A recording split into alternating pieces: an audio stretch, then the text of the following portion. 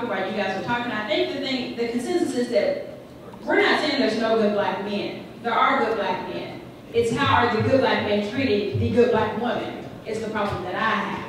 So it's not that there's not good black men. We know there are good black men here. But the treatment of the way they are treating the black woman, as Jessica spoke earlier about having multiple women, when you're dating multiple women, I think even the gentleman over here said, you know, men walk around with more than one woman. That's part of the problem. I'm not going to accept that, so I'll remain single before I allow someone to have multiple partners than me, because I'm worthy of one man. One man, I'm worthy of him being his only woman.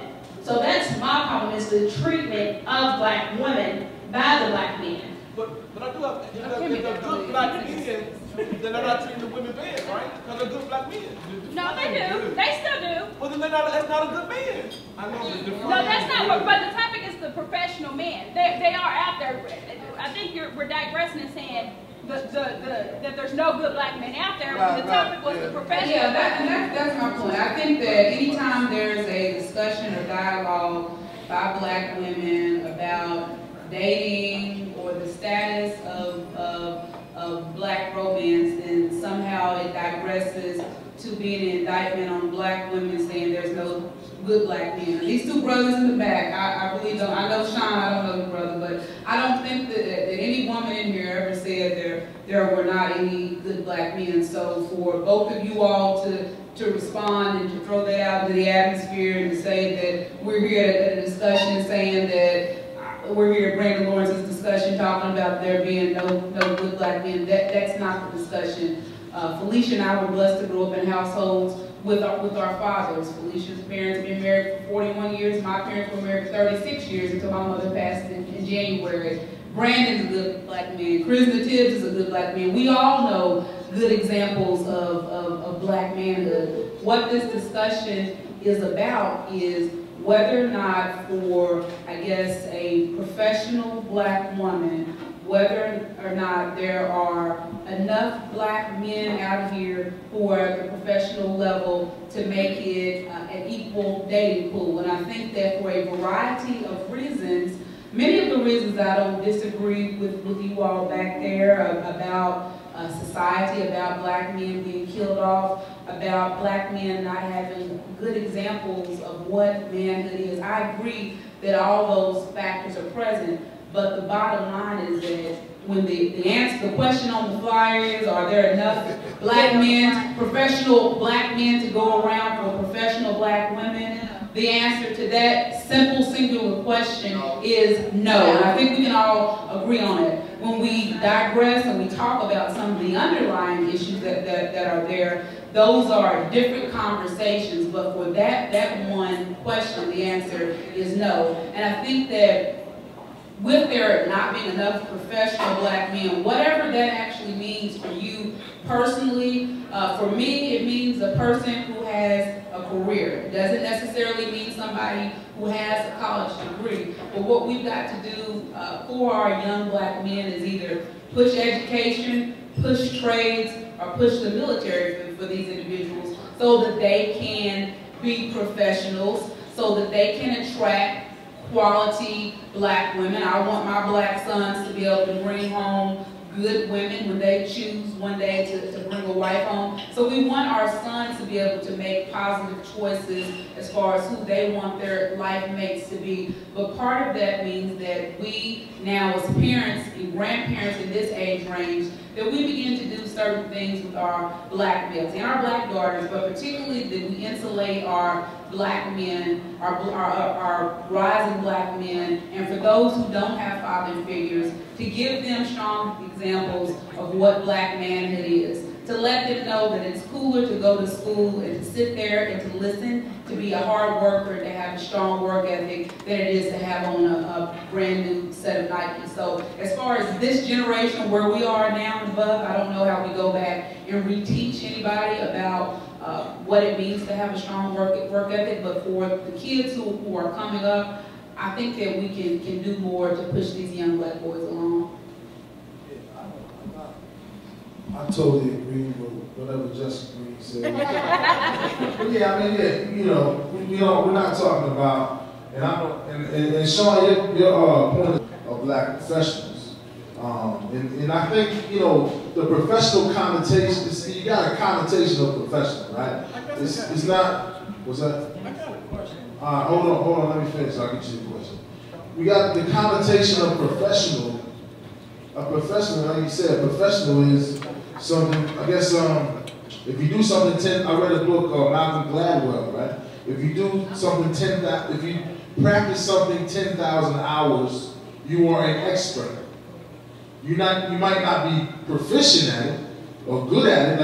Like if you go out and practice basketball for 10,000 hours, you might not be LeBron James, but you're technically an expert because you've done the ins and outs in that 10,000 hours worth of practice. So, but the professional thing is not necessarily suit and tie, but it's what you do as your career. So the professional is, you know, I guess the connotation of professional is like, you know, suit and tie walking down Main Street. It's not necessarily so. The professional is whatever you do. And since we said, Sean said something about no good black men, I want to flip it and go in another direction, and nobody's really talking about it, as far as sisters and brothers dating outside of their race. Is that like a taboo thing, or is that becoming more and more of an option for both sexes? Anybody want to take that? I want to say two things. Number one, I think when I said about the 50s mentality, along with that is to know that a woman is not a child. That's right. A woman is not a child. She gives birth to children, but she's an adult, and you should treat her as such. And number two, when you talk about, you know, whether we should date outside our race, I think that's a personal choice, a personal decision. You know, brother's been doing it for a long time. I think black women need to open their, especially black women at a professional, quote unquote, level. If you want to be married and you want to have children, then you need to open your options to all the options that are out there. I know several women who have black men chasing them down, will not give them a chance. You know, I just can't see myself with a white man. You know, I mean, well, you really don't want to be married and have a child and all this kind of stuff that you say you want. So, you know, if you want to date, I've dated white men. I don't have any problem with it. But, you know, you have to see what is, like I said, it's a personal decision for yourself. But there is an African diaspora.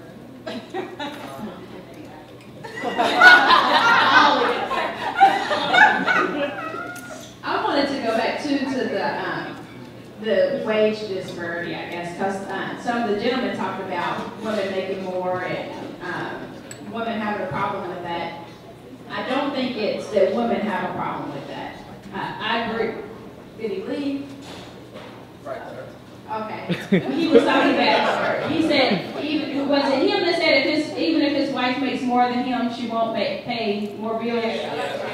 I like that. I have no problem I don't have a problem dating a man that makes less than me. But what I don't want you to do is make less than me and expect we're going to live on this high lifestyle because I went and got 2 degrees to provide. I want to live, we're going to live within to where if I decide to take off and take care of our kids, then we need to be able to live within his means. Because, as I said earlier, I don't mind treating a man as the king of my household if he acts as the king of the household. But he's also got to treat me as the queen. So I don't mind a man that makes less than me, but we're going to live within his means so that if ever I have to take off to work to take care of kids, and we have a kid with disabilities, anything, who knows what may happen, that we can make it happen within his income. I think that goes back to the traditionalism that I talked about earlier. That's just how I feel, and you know. I have been married once, and I did the 50-50 thing. So I'm convinced I'm not doing it no more. Can't no man convince me to do the 50-50 thing no more. A man is going to be the provider of my household. If I was to stay single, if I have to be the provider.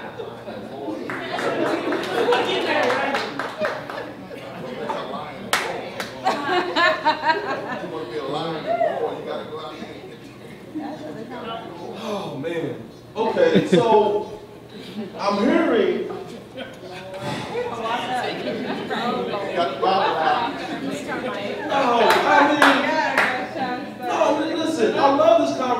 but I'm hearing two different things. I'm hearing that, okay, we can't live in the 50s, but now, I'm also hearing, no, I didn't point you out. I'm just sharing what I heard. Is it okay? No, it's not okay. I'm just saying. I'm just talking. You're combating two. I can't have my opinion. I'm fine with letting the man be the provider of my household. I won't get remarried until. Let's see. So here's the other question I have, and it's really just a question. Now, this is for you, Miss Jensen. And this ain't about really jabbing, but I do have a question. When we talk about professional black men, right? So Brandon said, well, the professional black man isn't necessarily the man in suit and tie. And I think you even alluded to the fact that, you know what, he could be blue collar. So my question is it really possible to be in a relationship with somebody who's not making it? Because I think you even went as far as to say he doesn't even have to have a degree. But is that really possible? Because we gotta be real, at some point we have to be equally yoked. So if you have degrees and he doesn't have degrees, and even if we just talk about, I think Brother Muhammad said about being empowered. So I may bust my butt all day. I come home, I ain't making as much money as you. Well, I'm sorry, what you saying? I'm hearing, come on, let me hear that. You ain't about the rule. So wait a minute, so we can, you know, as true as you. So you can say rule, I mean, I understand that. But really it's going back to, he can't even be empowered. The question is what? Can that be a realistic thing to say, I'm going to be in a relationship, a productive relationship that could end up in a marriage with a guy who's not equally yoked as me? It is a personal choice. For these two, they say no. For me, I don't think that. I'm sorry, you know. I don't say no. And when I said a man does not have to make as much as me, but what I also said was that he is still going to be the provider. There's a difference in saying that he's not going to be the provider. But I agree with Jessica that he does not have to be a professional, have 2 degrees to be equally yoked. Equally yoked is totally different. Tell them, please. She dates white men. They always make more. Can I just say, I do got rolled, but you know what, man? I love this conversation. I listen. I hope y'all take up for me or something, man. But you know what I really hear, and I know I'm gonna catch some sand for this, but it almost sounds like really we don't know necessarily what we want. That's I'm not the one looking for a black man.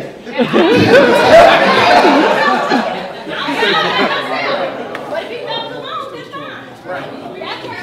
That's where it goes. No, I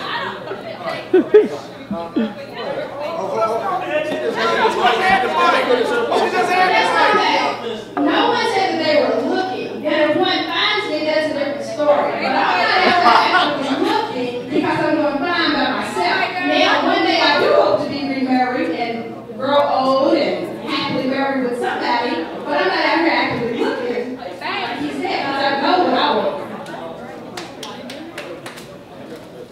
Hey, I don't have a statement. I just have a couple of questions, maybe for women. You know, because for us to understand you, we gotta understand how you think.